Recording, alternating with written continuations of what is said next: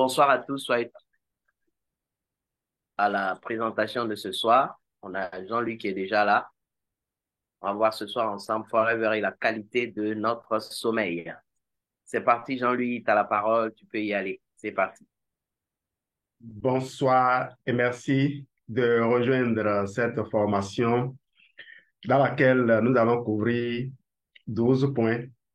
N'ayez pas peur, on va rester dans le temps et on aura surtout du temps pour parler des produits Forever. Mais aujourd'hui, vous allez presque tout savoir sur le sommeil et surtout lorsque je vous donnerai les indications sur les produits Forever qui peuvent impacter positivement l'ensemble de votre vie et par conséquent, votre sommeil, vous allez nous dire merci.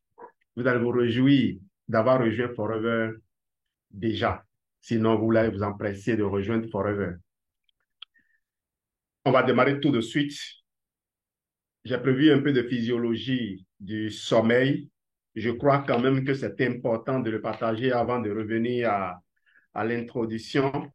C'est un petit film que j'ai suivi, que j'ai pris le temps de recopier pour vous rappeler un peu ces choses. Le mécanisme du sommeil. Nous passons le tiers de notre vie à dormir. Que se passe-t-il dans notre corps pendant notre sommeil? Lorsqu'on s'endort, nous entrons plutôt dans la phase de sommeil léger. La plupart des muscles vont se détendre, la respiration va se maintenir grâce aux muscles du diaphragme. Il fait fonctionner le poumon. Le cœur bat régulièrement, mais plus doucement que lorsque nous sommes éveillés. Les vaisseaux superficiels se dilatent et la température du corps diminue. Elle passe de 37 degrés 5 à 36 degrés 5. Nous passons ensuite à la phase du sommeil profond. L'hypothalamus ordonne à la thyroïde de produire des hormones de croissance. La croissance des enfants se fait dans la nuit, donc la nuit. Et chez les adultes, ces hormones servent à réparer des cellules abîmées. Le cerveau ordonne aux intestins de produire la gréline et la leptine. Ce sont des substances qui régulent notre appétit. Le foie, le cerveau et les muscles font des réserves de sucre et dans le sang, le taux de glucides, lipides et protéines augmente. La phase de sommeil paradoxal vient après ce sommeil profond réparateur. Le cerveau va beaucoup travailler. C'est le moment où il fixe nos souvenirs, ce qu'on a appris la veille. C'est aussi la phase des rêves. On extrait alors de notre mémoire des images, des sons qui sont agencés en rêve. Cette activité reste virtuelle car nos muscles ne perçoivent aucun ordre du cerveau. Seuls les muscles des yeux vont continuer de fonctionner ainsi que ceux de l'oreille interne. Ainsi, le sommeil s'achève avec la fin du sommeil paradoxal. Le cerveau reprend le contrôle des membres. On bouge souvent au début de cette phase. On se retourne dans notre lit. Il s'agit en fait de micro-éveils dont on ne se souviendra pas. Et nous repartons vers un nouveau cycle de sommeil. Chaque nuit, 3 à 5 cycles de 90 minutes se succèdent. On y reviendra tout à l'heure. Le sommeil représente plus d'un tiers de notre vie, disais-je tout à l'heure. Il est déterminant pour la croissance, la maturation cérébrale, le développement et la préservation de nos capacités cognitives. Il est essentiel pour l'ajustement de nombreuses sécrétions hormonales et pour le maintien de notre température interne.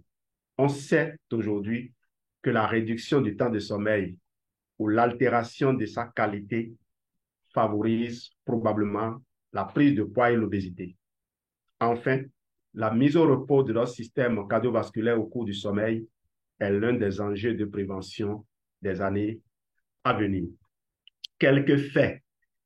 Fait numéro 1, les conséquences d'un mauvais sommeil ont un impact sur le maintien de la vigilance à l'état de veille, risque de somnolence diurne et de troubles de l'attention, le maintien de la température corporelle tout au long des 24 heures, la reconstitution des stocks énergétiques, ainsi de suite. Vous avez probablement déjà eu le temps de faire une capture. On va rappeler l'importance du sommeil tout au long de cette communication. Fait numéro 2, le rôle du sommeil dans la survenue ou la prévention des maladies ou leur aggravation nécessite d'y accorder une attention aussi rigoureuse. On doit considérer le sommeil comme un élément d'éducation et de prévention au même titre que la nutrition. Puisque si un enfant ne dort pas, vous l'avez vu, son corps ne va pas se régénérer. Pourquoi dort-on? La réponse paraît limpide. On dort pour récupérer. L'organisation et les fonctions du sommeil s'intègrent dans l'évolution des espèces de la cellule à l'homme. Avec l'apparition du système nerveux primitif, apparaît la fonction sommeil.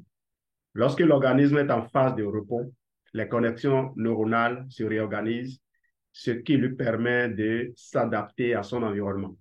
Le sommeil possède plusieurs fonctions particulières, indissociables de l'état de veille et mettant en jeu de nombreux mécanismes physiologiques, sécrétions hormonales, régénération cellulaire, mémorisation.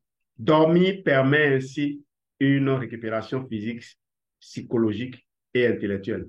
Le sommeil prépare à l'état de veille qui suit. Si vous dormez bien, vous allez être productif quand vous êtes éveillé. Si vous êtes productif quand vous êtes éveillé, vous allez dormir bien. Le rythme, veille-sommeil et l'organisation du sommeil.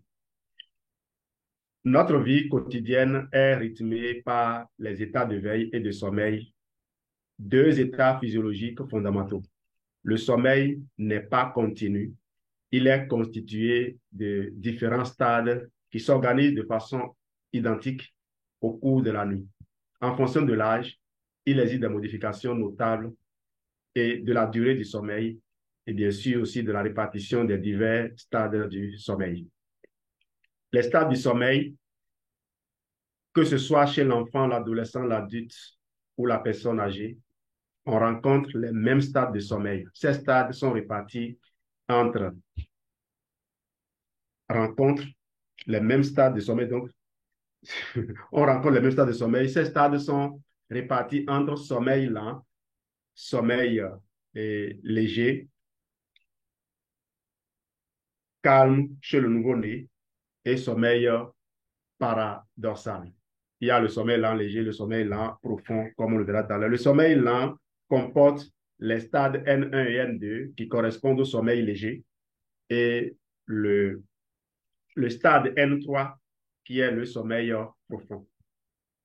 Le sommeil paradoxal, appelé aussi sommeil à mouvement oculaire rapide, rapid eye movements, ou REM en anglais, est également donc nommé sommeil agité chez le nouveau-né. C'est au cours de cette phase que se logent les rêves dont on se souvient le mieux. Parce que nous rêvons tous, seulement on n'a pas souvent conscience de rêver. On ne se rappelle pas. C'est pour ça que certaines personnes disent que elles autres personnes ne rêvent pas. Sinon, tout le monde rêve. Le sommeil est constitué de plusieurs cycles successifs, 4 à 6. Un cycle de sommeil dure environ 90 minutes chez le jeune adulte. Chaque cycle commence par du sommeil léger et se termine par du sommeil paradoxal. On représente l'évolution de la nuit et des différents cycles de sommeil sous forme d'un hypnogramme. C'est une forme d'histogramme pour ceux qui se rappellent ce type de schéma. Les cycles contiennent des proportions variables de sommeil N1, N2, N3 et paradoxal. Le sommeil profond est surtout présent dans la première moitié de la nuit, alors que les sommeils légers et paradoxaux sont plus abondants en deuxième moitié de nuit, comme en deuxième moitié de vie, comme on le verra tout à l'heure aussi. La nuit d'une jeune personne comporte donc plusieurs cycles d'environ 90 minutes, comme le montre l'hypnogramme, que je vais vous ramener ici sous forme un peu plus agrandie. Comme vous pouvez le voir, ici, nous sommes éveillés et au bout de 15 minutes maximum, sinon, si ça dépasse 30 minutes, c'est en ce moment qu'on parlera d'insomnie. On viendra sur l'insomnie tout à l'heure. Au bout de quelques minutes, normalement, on doit dormir. Moi, dès que je me couche, je ne sais pas si je fais une minute avant de m'endormir. Geneviève peut en témoigner. Hier, j'ai dormi d'une seule traite. Et quand je me suis réveillé, je lui ai demandé, mais est-ce qu'elle s'est éveillée? Elle a dit oui, elle s'est éveillée. Est-ce que j'ai ronflé? Elle a dit non, je ne ronflais pas. Juste pour m'assurer parce que nous sommes nombreux à ronfler sans le savoir. Il m'est peut-être arrivé déjà de ronfler, hein, mais ce programme que j'ai suivi ces derniers mois, si après ça, je devais ronfler, ça doit être préoccupant. Alors, j'espère que j'ai passé un message sur l'efficacité des produits Forever et la qualité de notre style de vie si vous venez à l'adopter. Donc, vous passez dès que vous commencez par vous endormir, vous passez à la phase N1 qui est le sommeil lent léger et N2 aussi, sommeil lent léger, comme vous pouvez le voir, ça dure un peu. Et puis, vous allez voir la phase sommeil profond, phase 3, c'est ça qui est ici, sommeil lent, profond. Vous voyez, ici, c'est plus large, c'est pour ça qu'on dit que c'est plus étendu en première partie de journée. Et puis, progressivement, on émerge du sommeil profond pour aller au sommeil léger et on retourne vers le sommeil paradoxal. Mais vous allez voir que le sommeil paradoxal, ici, c'est plus court, la durée est courte. On est en début de journée, donc on peut être conscient de tout ce qui se passe. Bien sûr, on peut rêver, mais pas, ça ne dure pas. Comme vous pouvez le voir ici, plus loin, c'est plus étendu. Là. Donc, en fin de, en fin de journée, en fin de nuit, en fin de cycle, voilà, en fin de cycle, on peut rêver plus profondément. Donc, ces variations, voilà ce à quoi ça correspond. Alors, évolution donc de l'organisme et organisation plutôt de l'organisation des rythmes veille-sommeil au cours de la vie. On va partir du fœtus qui est dans le ventre pour aller à la personne âgée. Alors, on retrouve les mêmes stades de sommeil tout au long de la vie, mais leur organisation évolue. Chez le fœtus, le sommeil est étudié grâce au rythme activité-repos. Ceci a permis d'observer que le fœtus dort, mais pas forcément en même temps que sa mère. L'organisation du sommeil chez le fœtus varie au cours de son développement. Après 36 semaines, soit environ 8 mois, la structure du sommeil est très proche de celle retrouvée chez le nouveau-né. Et on va tout de suite voir ce qui se passe chez le nouveau-né. Le sommeil est abondant et plus de la moitié est du sommeil agité. Les 2 premières années d'un enfant sont primordiales pour sa vie de futur dormeur. Au cours de cette période se développent les principales caractéristiques du sommeil déterminantes pour un bon sommeil à l'âge adulte. Le rythme veille-sommeil sur 24 heures se met en place progressivement au cours des 4 à 6 premières semaines de vie grâce à la maturation cérébrale et aux donneurs de temps. Et c'est quoi ces donneurs de temps? Eh bien, en début de vie, les donneurs de temps sont les relations mère-bébé, les prises alimentaires à heures régulières, l'alternance lumière-obscurité, puis ultérieurement la régularité des heures de sieste, de coucher et de lever. Ils vont progressivement permettre de stabiliser le rythme veille-sommeil sur l'alternance jour-obscurité. Le comportement des parents est essentiel à l'établissement d'un rythme jour-nuit stable de 24 heures. Chez l'enfant, l'évolution du sommeil se fait par étapes. Dès 3 mois, le sommeil agité fait place au sommeil paradoxal rencontré chez l'adulte. Le sommeil calme laisse la place au sommeil lent.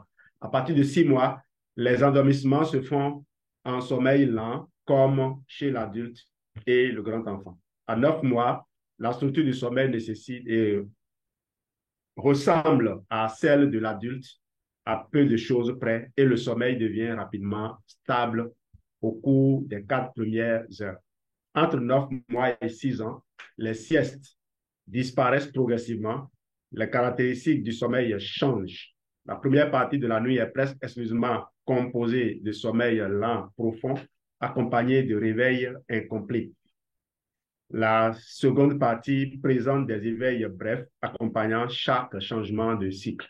On observe alors une stabilisation du sommeil paradoxal et une augmentation du sommeil lent.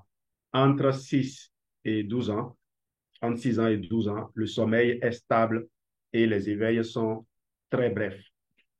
Alors, il faut retenir que le sommeil lent profond occupe une bonne partie de la nuit, favorisant ainsi la survenue de comportements en général sans gravité, tels que, alors rappelez-le, il vient de quitter son lit tout en continuant à dormir, et là, c'est le somnambulisme. Vous avez également les éveils confusionnels et puis les terreurs nocturnes. Ce que certains parents ou certaines personnes, je vais dire comme ça, pour ne pas écorcher des gens, certaines personnes prennent pour de l'emboutement ou carrément de la maladie et commencent par traiter cela comme de la maladie, ce qui peut conduire véritablement l'enfant à une maladie. À l'adolescence, l'organisation du sommeil nocturne de l'adolescent est proche de celle de l'adulte. Les grands bouleversements hormonaux et les modifications comportementales qui surviennent à cette période ont un impact non négligeable qui se traduit par une diminution importante du sommeil lent, profond, le plus récupérateur, ça disparaît au profit du sommeil léger. Une récupération le week-end avec des grasses matinées, un retard de phase fréquent. Alors, coucher et lever tardif en raison du travail scolaire abondant, des sorties plus fréquentes, des activités telles que les jeux vidéo ou discussions sur Internet le soir, et opposition au comportement familial d'un coucher plus précoce. Cette tendance au décalage a aussi des causes biologiques avec une envie de dormir plus tardive à cet âge. Des contraintes horaires ou rythme scolaire, etc., non compatibles avec le besoin du sommeil accru des adolescents qui peuvent les mettre dans un état de manque de sommeil quasiment chronique, le déficit étant évalué environ à 2 heures par jour en période scolaire. Les conséquences possibles des anomalies du sommeil chez les adolescents, une irritabilité augmentée, colère fréquente et insolence, par exemple, des envies de bouger sans cesse, des troubles de la concentration, de l'attention et de la mémorisation, une difficulté à élaborer des projets. Il faut bien noter cela. À nous, adultes, ça arrive. Un manque de lucidité vis-à-vis des actes commis, prise de risque inconsidérée, comportement à risque, une prise de poids, une augmentation du risque d'anxiété ou de dépression. Alors, je marque une petite pause pour dire que sérieusement, c'est l'une des raisons pour lesquelles parfois je distribue des comprimés d'absorbency au début de mes présentations ou bien pendant les présentations. Au moins, j'aurai la certitude que mon auditoire a pu se réveiller. Si j'en avais, j'en aurais distribué à quelques personnes que je vois en train de somnoler là. Non, là, je blague. Chez l'adulte, l'athlète, l'adulte est confronté à deux contraintes agissant habituellement sur le sommeil. Il y a les contraintes professionnelles, les horaires de début et de fin de travail, le temps de trajet, le stress au travail qui perturbe souvent le sommeil des adultes. De plus de 25% des adultes travaillent de nuit ou avec des horaires atypiques. Il y a également les contraintes familiales. J'ai des filles qui sont devenus papas, dont l'un est papa de jumeaux. Je peux imaginer ce que ça leur coûte d'être à toutes nos réunions de focus group à 21 heures. Je salue au passage les jumeaux. Alors, les contraintes familiales, les jeunes enfants, la vie de famille perturbe principalement le sommeil des mamans, souvent durablement. Et j'avoue que ça perturbe également le sommeil des papas. Moi, j'étais sur le campus quand mon aîné est né parce que, ayant cumulé longtemps travail, études, j'ai voulu aller étudier pour évoluer dans la carrière. Et en temps, je m'étais marié donc. Eh bien, mon aîné, José Luis, quand je me réveille à 5 heures pour étudier, pour faire mes exercices, moi, il faisait la physique, José Luis se mettait à pleurer, il fallait le prendre dans la main et être en train d'écrire avec une main au tableau. On n'aura pas le temps de raconter ces histoires-là, mais notez quand même que les personnes que vous voyez aujourd'hui faisant les choses sans contrainte ont dû surmonter des obstacles, même si nous, on n'en a pas encore assez surmonté. Demandez à Mamie Nana et à Mamie Flo, et elles vous diront. Chez la personne âgée, on en vient donc à ces personnes âgées. Les limites entre le sommeil normal et le sommeil pathologique sont parfois difficiles à définir chez les personnes âgées. Avec l'âge, le rythme veille-sommeil change au même titre que toutes les fonctions physiologiques. Ceci implique une modification de la répartition du sommeil sur 24 heures. À partir de 60 ans, je ne veux pas dire nous, ils dorment moins profondément la nuit, un délai d'endormissement allongé, une augmentation de la fréquence des troubles du sommeil, apnée du sommeil, insomnie, syndrome des jambes sans repos, même si on note ça chez même les enfants aussi, une augmentation du nombre et de la durée des éveils nocturnes, des modifications de l'architecture du sommeil, disparition du sommeil lent profond, diminution du sommeil paradoxal, un décalage de phase fréquent avec un coucher de plus en plus tôt. On dit qu'il y a une avance de phase aggravée par le rythme de vie en institution. Alors, ce qui caractérise la vieillesse, parce que je n'ai pas pu amener ces courbes-là, ces tracés graphiques, ce qui caractérise les personnes âgées, c'est surtout la disparition presque totale du sommeil lent profond au profit juste du sommeil léger et du sommeil paradoxal. Donc, le sommeil des personnes âgées, c'est en haut de notre hypnogramme, ça ne descend pas. OK? Remarque donc, pour rappeler, ancrer un certain nombre d'idées, les limites entre le sommeil normal et le sommeil pathologique sont parfois difficiles à définir chez les personnes âgées. C'est-à-dire, c'est très facile de dire, ah, la personne est malade. Non. Et ça nous interpelle, nous, partenaires Forever. Et ça devait interpeller toutes les personnes qui sont parents. Rappelez-vous, le vieillissement contrôlé. Si vous vous abandonnez à la médication, vous allez facilement tomber dans la dépendance, alors qu'on peut remonter à la vigueur. Rappelez-vous cela et retournez sur la formation sur le vieillissement contrôlé. Nous sommes en train de collecter les éléments et de les aligner un à un. Il y a des gens qui n'ont pas le temps de se connecter pour suivre cette formation. J'espère que le jour où ils voudront construire leur vie, prendre conscience du contrôle de leur santé, ils sauront aller suivre ces éléments-là dans l'ordre.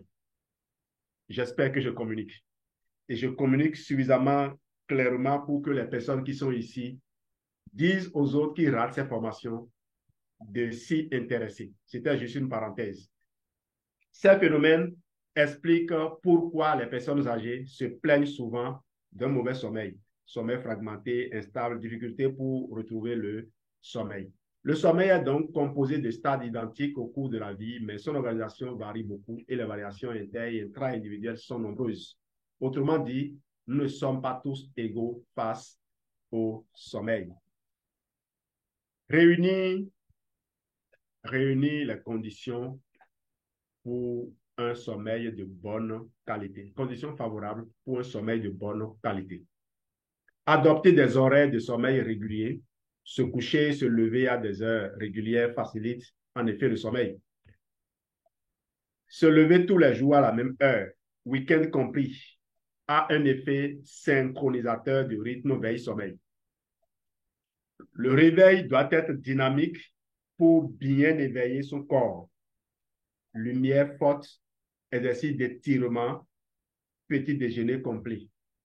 Tout ça est inscrit dans le rituel de réveil. Dynamique, ça veut dire que vous avez un rôle à jouer. Vous devez agir consciemment. La pratique d'un exercice physique régulier dans la journée favorise l'endormissement. Évitez l'exercice physique en soirée, en particulier avant d'aller vous coucher. On vous a dit combien les rythmes changent, baissent, combien la température va baisser. Alors, si vous faites du sport, la température va trop monter et ça va prendre du temps pour baisser. Et si la température ne baisse pas, vous n'allez pas pouvoir entrer dans le sommeil lent, profond, qui est le sommeil réparateur. Si vous ne faites pas un bon sommeil réparateur, ça ne sert à rien de rêver. Or, vous savez que rêver, c'est important parce qu'on a dit quoi que le cerveau passe encore en revue les images que vous avez observées. Et c'est pour ça qu'on nous demande de faire de la visualisation juste avant de nous coucher. Donc, tout est lié. Se reposer ou faire une courte sieste en début d'après-midi. Il suffit de fermer les yeux 5 à 20 minutes en relâchant le corps. Pour ne pas oublier, la sieste ne devrait normalement pas dépasser 15 à 20 minutes, maximum 15 à 20 minutes. Si vous dépassez ce délai, vous allez entrer dans une autre phase de sommeil et si vous interrompez, vous allez vous sentir mal. Et dans mon école, on a institué le sommeil obligatoire, la sieste obligatoire. On n'a pas encore d'internat, mais au moins, les enfants, quand ils ont fini de manger, ils ont 15 minutes où ils doivent poser la tête sur la table et fermer les yeux. Et c'est avec plaisir que je vois ma fille Jeanne Leach faire ça à chaque fois. Et puisque les enfants ne sont pas souvent prompts à faire les choses qu'on leur demande, j'utilise, on a réparti les aînés, les élèves du second cycle, qui vont se répartir dans les classes du premier cycle pour veiller à ce que leurs jeunes frères observent cela. Une façon de les responsabiliser. Je voudrais que vous fassiez un tour dans mon collège pour voir la paix qui règne entre 13h30 et 13h45. Et dès le réveil, ils reprennent leur cahier pour relire les leçons de la matinée avant de passer maintenant aux leçons de l'après-midi. Ça était juste une parenthèse.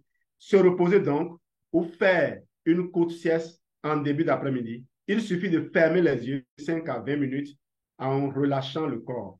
Le sommeil viendra rapidement si le besoin est là.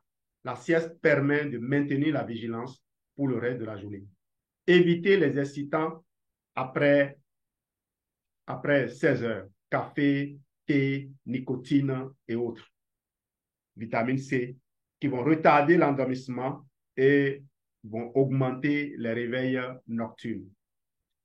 Éviter l'alcool et le tabac le soir. La nicotine est un stimulant qui retarde l'endormissement, augmente les réveils nocturnes et rend le sommeil plus léger. L'alcool a une action sédative, mais favorise l'instabilité du sommeil avec des éveils nocturnes fréquents.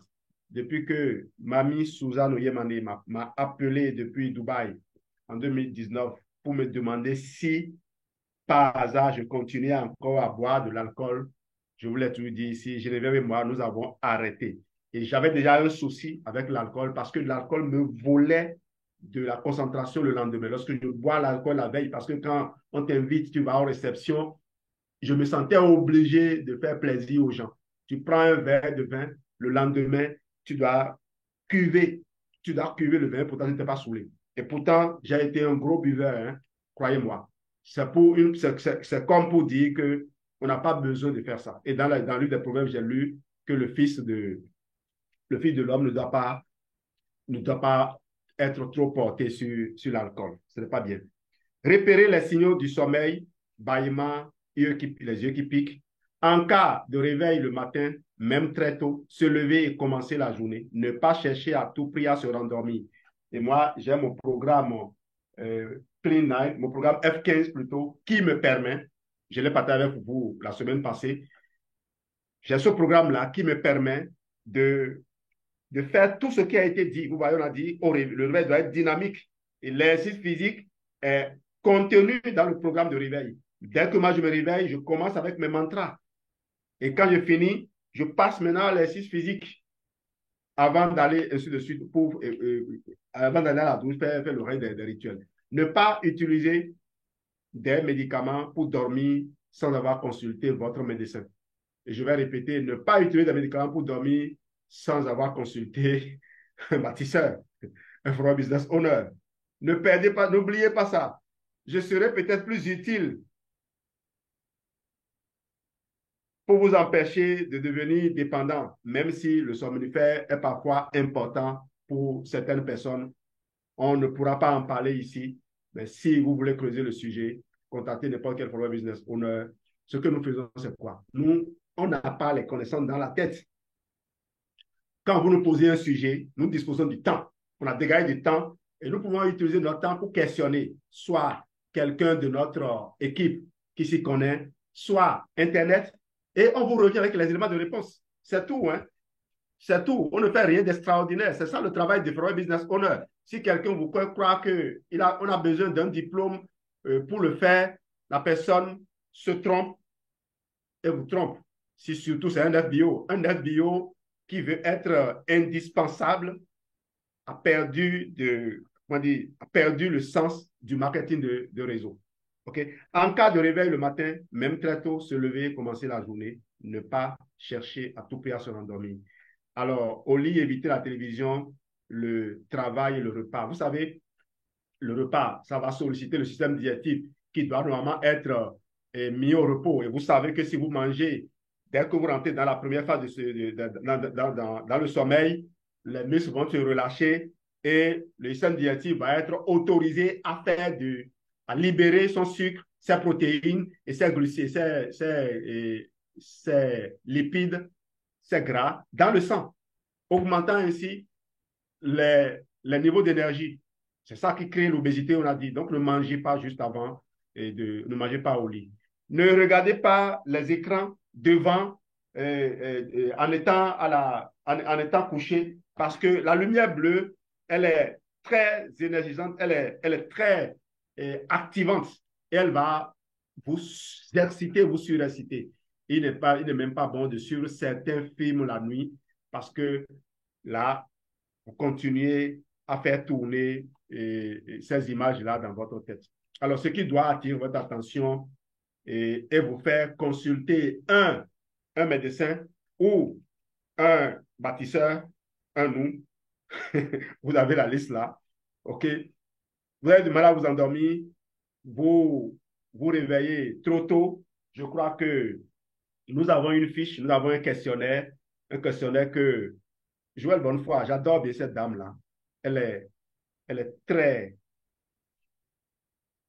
très ordonnée.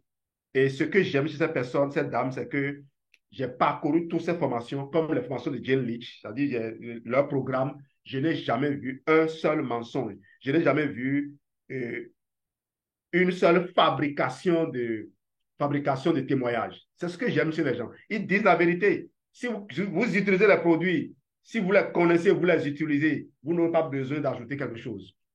Et croyez-moi, on n'a pas besoin de dire les produits guérissent. Je n'ai même pas besoin de savoir ça. Si les produits guérissent, les gens vont les utiliser comme des médicaments, ils vont les vendre en pharmacie. OK?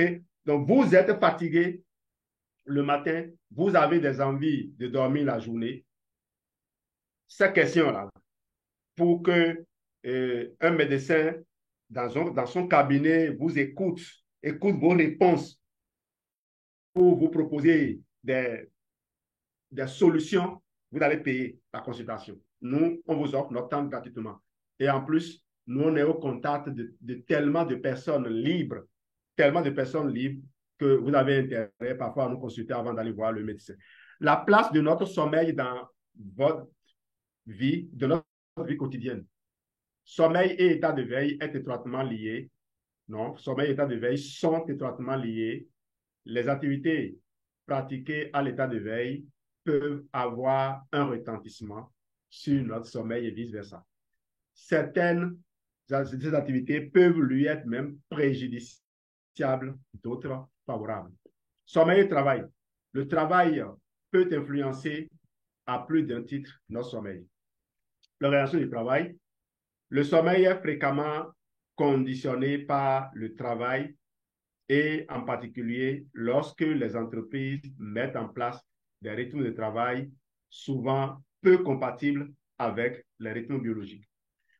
Le travail à horaires atypiques, les horaires sont alternants dans ce cas-là, ce qui porte préjudice à la qualité et à la quantité de sommeil, en particulier lors des premiers jours de changement de poste. On parle de travail posté. D'accord, les gens qui font les gardes, là, comme les agents de santé. Le sommeil de jour est moins récupérateur en général, un peu plus court et avec moins de sommeil profond. Une étude a été faite qui a démontré que les personnes qui font un travail de nuit sur une longue durée ont une espérance de vie plus courte. Donc, travailler de nuit durablement raccourcit votre durée de vie. Donc, Partenaire Forever, allez prospecter les agents de sécurité, allez prospecter les agents de santé et proposez-les de préparer leur retraite anticipée. Parce que les gouvernements vont toujours continuer à prolonger l'âge d'admission à la retraite pour régler des problèmes sociaux qui se produisent. Je crois que la COVID a, entre griffes, aidé certains gouvernements. Bon, c'est peut-être une blague de mauvais goût, mais réfléchissez-y un peu. Il génère des dettes de sommeil, diminution de 1 à 2 heures par jour de la quantité de sommeil qui suscite des difficultés d'endormissement. Le travail à horaire atypique tend à se généraliser par souci de rentabilité, en particulier dans le secteur des services où la mondialisation impose des horaires décalés. Et Delphin Coco parlait d'une entreprise qu'il dirige. Il n'a pas eu le temps de donner certains détails, mais vous verrez que dans cette entreprise, l'homme est valorisé. Tous les agents de cette entreprise, même les stagiaires, ont été déclarés. Croyez-moi, je rêve, je suis plus motivé à me concentrer et à devenir riche. Devenir riche, ce n'est pas gagner de l'argent. Devenir riche, c'est arriver à mettre l'argent au travail ou à mettre les hommes au travail. Je veux mettre les hommes au travail et les traiter comme des hommes. J'espère avoir communiqué. Parce qu'on peut faire ça et devenir les hommes les plus riches du monde. La place de notre sommeil dans notre vie quotidienne, les gardes de nuit génèrent des réveils fréquents non compatibles avec les cycles de sommeil. Elles désorganisent le rythme veille-sommeil, ce qui implique un besoin de récupérer dans la journée. Les déplacements, en particulier à l'étranger, provoquent un phénomène de jet lag. J'ai encore du temps. Un phénomène de jet lag ou décalage horaire qui s'additionne à un emploi du temps surchargé. Les conditions de travail, 20% des personnes qui souffrent d'insomnie mettent en cause leur emploi du temps surchargé, des conflits ou des licenciements. Les personnes concernées par des troubles de sommeil consécutifs au travail entrent dans un cercle vicieux. La mauvaise qualité de leur sommeil a souvent un retentissement non négligeable sur leur travail. Et cela peut conduire à des reproches répétés et pourquoi pas parfois à la mise à pied. Diminution des performances, erreurs de jugement, fautes graves, accidents, somnolence des conducteurs professionnels, absentéisme. Dans certains États, on a même commencé à pénaliser certaines fautes. Si vous somnolez au volant et que vous causez des dommages à quelqu'un, on peut vous condamner plus lourdement pour ça. Vous ne pouvez pas dire que vous n'avez pas conscience, parce que vous deviez prendre conscience et vous reposer, ou bien ne pas prendre le volant au risque de somnoler. Mais qui peut oser rester à la maison si son patron l'attend au boulot? Que tu aies bien dormi ou non, on ne veut rien comprendre. Sommeil et état de veille sont étroitement liés. Les activités pratiquées à l'état de veille peuvent avoir un retentissement sur notre sommeil et vice-versa. Certaines peuvent lui être préjudiciables, d'autres favorables. C'est un résumé. Alors, remarquez que pour activer le sommeil, il faut désactiver l'éveil. Et pour activer l'éveil, il faut désactiver le sommeil. Est-ce qu'on est capable d'activer le sommeil et l'éveil Bon, certains animaux sont capables, les dauphins sont capables de, de dormir, de dormir d'un œil et de continuer à, à observer de l'autre. Meilleure scolarité. Le rythme scolaire et les rythmes biologiques de l'enfant sont-ils en harmonie? Avec un rythme de 4 jours travaillés pour 3 jours de repos, on pourrait penser que les enfants ont largement la possibilité de récupérer. Chez nous, c'est 5 jours. Hein. Et dans mon école, on a réussi à donner 4 jours aux élèves de 6e et 5e. Ça leur permet de faire la transition. Bon, je me permets de donner ces détails sur mon école parce que actuellement, je suis entouré de gens qui n'ont pas le temps de faire certaines recherches et qui sont très promptes à critiquer tout ce qui est engagé comme innovation. Heureusement que certains parents qui ont atteint un certain niveau font la sourde oreille et nous soutiennent. Ce sont ces parents-là qui nous donnent du courage à continuer. Ça fait, sinon, on aurait longtemps abandonné. Je suis très heureux quand même de reconnaître que dans toute région du monde, il y a toujours des gens que Dieu envoie pour soutenir un projet innovant. Les journées de travail sont longues et fatigantes pour les élèves, baisse de vigilance et de performance en classe, absentéisme accru de l'enfant. Les, les couchers tardifs sont plus fréquents. Les ruptures du rythme veille-sommeil sont également plus fréquentes en raison des différents horaires d'endormissement le mardi soir et le week-end. La régularité du rythme veille-sommeil semble être seule garante de la bonne forme des élèves le lendemain. Une idée reçue à écarter. Se coucher tard et se lever tard équivaut à se coucher tôt et se lever tôt. La durée de la nuit étant la même, on pourrait être amené à le penser. C'est oublier que ce comportement incite au décalage de phase du sommeil par rapport à un environnement favorable au sommeil. En effet, en deuxième partie de nuit, le sommeil est plus exposé aux nuisances extérieures, lumière, bruit, température, etc. Ces facteurs environnementaux nuisent à la qualité de sommeil et la récupération s'en trouve amoindrie. Pour garder une bonne régulation de son horloge biologique, il est préférable de se lever toujours à la même heure le matin, mais s'est couché tard. S'il a été trop courte, la récupération la nuit suivante. Donc, si vous vous surprenez à vous coucher, vous vous réveillez à 5 heures, levez-vous simplement. Ne dites pas, ah, je me suis couché tard, je vais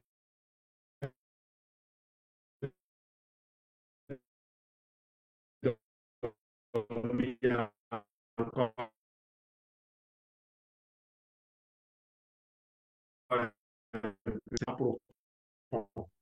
Le somnifère vous maintient dans les phases supérieures du sommeil. Et c'est pour cela que c'est important d'associer les solutions que nous voulons vous proposer. Hygiène de vie. Nos solutions sont installées dans l'hygiène de vie. Rappelez-vous, je vous ai dit, nous avons parcouru le Vidal. On a dépouillé le Vidal du début jusqu'à la fin. J'ai mis pour faire ça et les preuves sont disponibles. Et à chaque fois, on propose des mesures hygiéno-diététiques et c'est comme un tel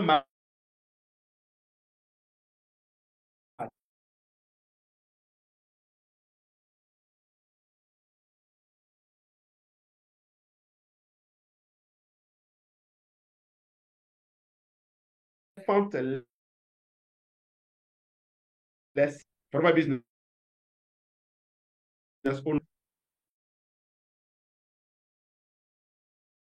c'est là que je me et lui montrer que je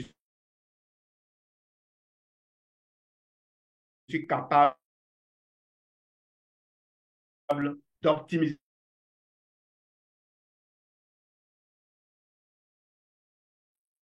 On a perdu Jean-Louis. Je pense qu'il a un petit problème de connexion, de réseau.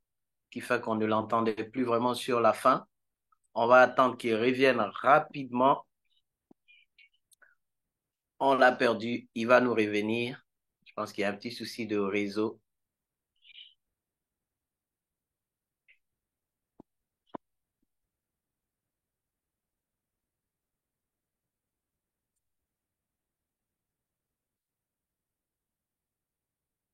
Voilà, il est là. Il est de retour. C'est parti. Perdu à quel niveau? Je ne sais. Papa Ouma? Oui, Jean-Louis. Oui, vous m'avez perdu à quel niveau là? J'étais en train de, j'ai pas fait trop attention. J'étais en train de regarder parce qu'on t'entendait plus. J'étais en train d'ouvrir, donc j'ai même pas regardé le slide que tu avais à l'écran. Ok, Mais anyway, pas on de. poursuit parce qu'on a 5 minutes pour la Non, clôture. c'est bien, c'est bien, c'est bien, c'est ça. Ok, Ouais, donc, c'est ça. oui, oui, je suivais, il n'y a pas de souci. Il n'y a pas de souci. Ok, vas-y. Donc, faut pas croire que parce qu'on s'est couché tard, il faut rester aussi trop longtemps au lit parce que après, vous ne bénéficiez pas de la qualité de votre sommeil. Alors, sommeil et activité physique, de nombreuses études sur la présence ou l'absence d'activité physique au quotidien ont donné lieu à plusieurs conclusions. L'absence d'activité physique entraîne sédentarisation, diminution de la qualité du sommeil, diminution de l'envie de se dépenser physiquement, diminution de la vigilance, mémoire, douleur musculaire. Vous comprenez donc l'importance de l'exercice physique et l'importance donc du programme FIT 15. À l'inverse, une activité physique régulière va induire ce que vous avez là-bas. OK?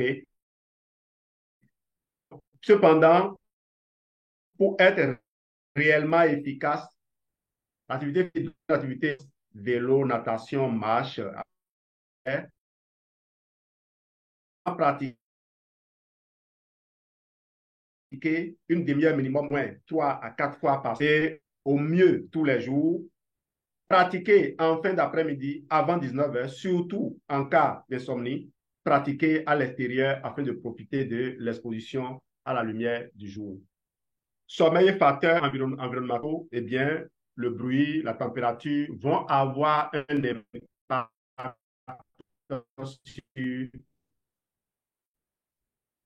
votre sommeil. Lorsqu'on dort, c'est pourquoi le sommeil d'être perturbé par de nombreux facteurs environnementaux. L'entourage, l'éducation, la lumière, tout ça a une importance. Les pathologies du sommeil.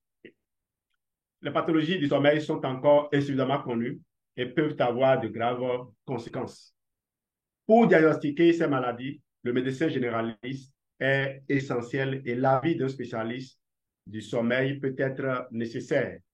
Ça, c'est pour le volet thérapeutique. Si vous voulez savoir comment réorganiser votre corps,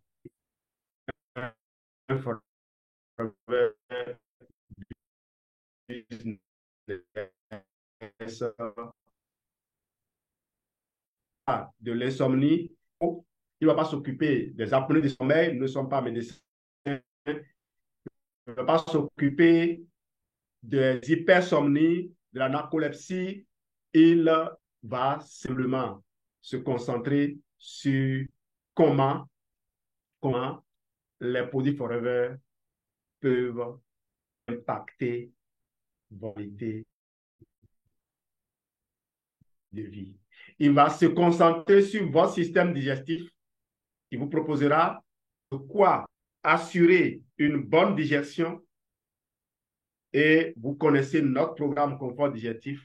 Vous avez ce trio-là. Quelques caractéristiques de ces produits. Chacun de ces produits a fait l'objet d'une formation disponible sur notre canal Telegram, vos problèmes, nos solutions, et disponible également sur ma chaîne YouTube, Forever avec Jean-Louis Dessous. Vous pouvez suivre et resuivre. Si vous avez envie de lire, connectez-vous sur n'importe quelle plateforme de Forever. Vous avez les informations sur ce produit. On change juste de format pour rendre ces informations visibles à toutes les personnes. Assurons également une bonne circulation. J'ai retenu sur vous ces trois produits. Le buvable est indispensable, toujours indispensable. Okay? Assurer une bonne circulation en ne perdant pas de vue que les oméga 3 permettent de densifier les réseaux des neurones, des dendrites, pour permettre que les connexions des neurones se fassent plus facilement. Assurer une excellente intégration. Et une excellente intégration passe par un apport suffisant et ciblé des éléments nutritifs requis pour reconstruire les cellules mortes, réparer les mitochondries pour les rendre plus opérationnelles, mais également ça permet de fabriquer, et à l'article ici, il faut élaborer une bonne membrane pour permettre que rentrent facilement les nutriments et que n'arrivent pas à passer les déchets, que sortent les déchets et qu'il n'y ait pas fuite d'éléments nutritifs. Le buvable aloe vera permettant de faire un nettoyage. Notre coup de cœur va à cette combinaison où j'ai juste ressorti deux produits. Vous avez le Forever Focus et puis la gelée royale. Si vous connaissez bien ces produits, vous devez être déjà en train de jubiler. Vous n'y avez pas pensé avant.